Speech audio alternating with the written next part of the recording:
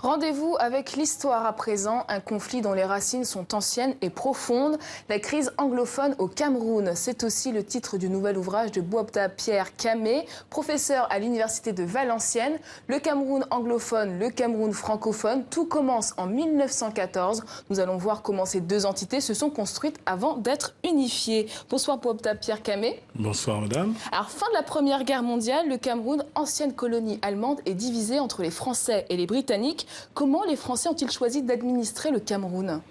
Alors il se trouve que au déclenchement de la Première Guerre mondiale, les forces alliées qui ont conquis militairement ce territoire, c'était la Grande-Bretagne et la France. Cela leur a pris 2 ans et à partir de 1916, ils occupaient le territoire. Et à la fin de la Première Guerre mondiale, dans le cadre du traité de paix, la Grande-Bretagne et la France, qui étaient les puissances occupantes, ont voulu annexer ce territoire. Le choix qui a été retenu en définitive par la communauté internationale, c'était bien sûr de déposséder l'Allemagne de ses anciens territoires, mais de ne pas laisser l'opportunité aux puissances occupantes d'en faire leur colonie. Donc c'est devenu des territoires internationaux.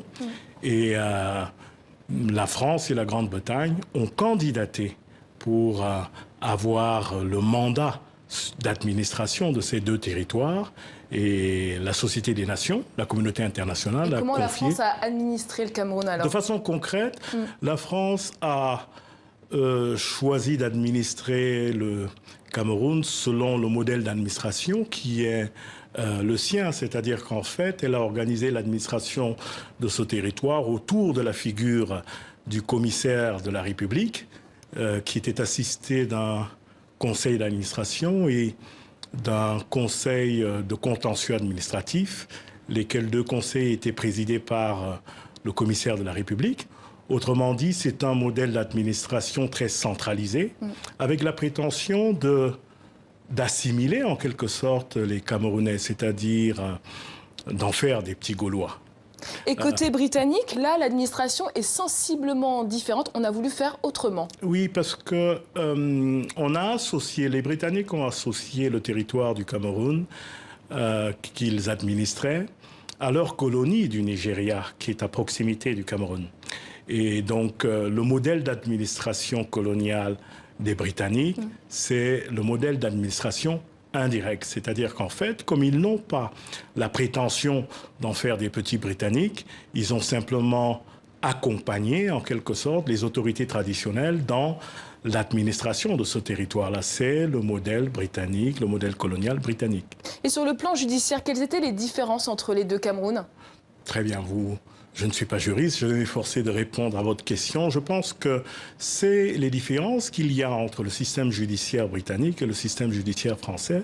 C'est-à-dire qu'en fait, on considère, pour faire court, que le modèle de justice britannique est un modèle accusatoire. C'est la common law. En fait, ça veut dire en fait que ça diffère au modèle français par rapport aux sources du droit, qui est plutôt jurisprudentiel, et par rapport aux procédures d'instruction et de jugement, qui laissent une grande partie aux parties en conflit, alors que le modèle français est dit inquisitoire, c'est-à-dire qu'en fait, l'État, et dont la figure du commissaire de la République, est particulièrement partie prenante dans la justice du territoire. Alors on a donc 2 modèles de gestion coloniale. Pourquoi au départ les Français et les Anglais ont voulu gérer le Cameroun? Bien, le Cameroun, c'est un territoire très riche. C'était considéré comme le fleuron colonial allemand. Et donc il y avait de leur part des visées sur les ressources naturelles du Cameroun. Et il faut aussi prendre en compte la position stratégique que le Cameroun a. Et pour en avoir une illustration, si on revient à la Deuxième Guerre mondiale, on va réaliser que le Cameroun a été une pièce maîtresse dans le dispositif stratégique de la France libre. Tout simplement parce que c'est un pays Contrairement, par exemple, au Tchad, où le gouverneur Eboué s'est très vite rallié à la France libre, le Cameroun a été conquis par un coup de force du commando Leclerc. Et c'était très important pour la France libre parce que, contrairement au Tchad, le Cameroun a une ouverture sur la mer. Et en plus, le Cameroun a une frontière commune avec une colonie importante de la Grande-Bretagne, qui est le Nigeria. Alors, il y a le tournant de 1945. Les Nations Unies changent le régime juridique du Cameroun. Elles passent sous la tutelle de l'ONU. On n'en est pas encore à l'émancipation. Il y a une volonté de changement. Ça implique quoi pour les colonisateurs français et britanniques, concrètement? Alors, initialement, l'administration, le régime du mandat exigeait simplement des puissances mandataires qui à faire évoluer les populations de ces territoires.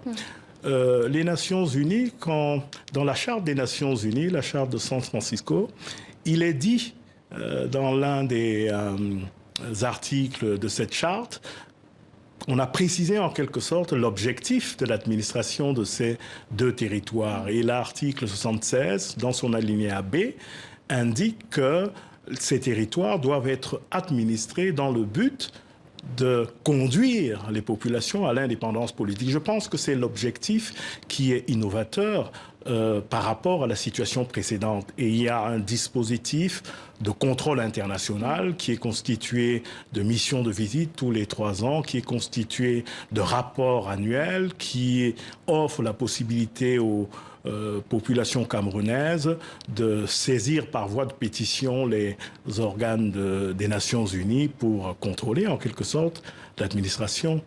Est-ce que finalement aujourd'hui les sécessionnistes anglophones s'appuient sur ces idéaux de cette époque? Je ne pense pas. Je ne pense pas. Je pense qu'ils trahissent, l'esprit des leaders anglophones historiques parce que, dans une certaine mesure, ce sont les anglophones qui ont décidé de la réunification du Cameroun. Bien sûr, les francophones attendaient ce résultat et ont milité pour la réunification du Cameroun. Mais ce sont les territoires anglophones qui ont voté pour la réunification du Cameroun. Je pense qu'ils en sont à cette extrémité-là. Et il faut bien intégrer le fait qu'ils sont extrêmement minoritaires. Ils en sont à la violence, au terrorisme.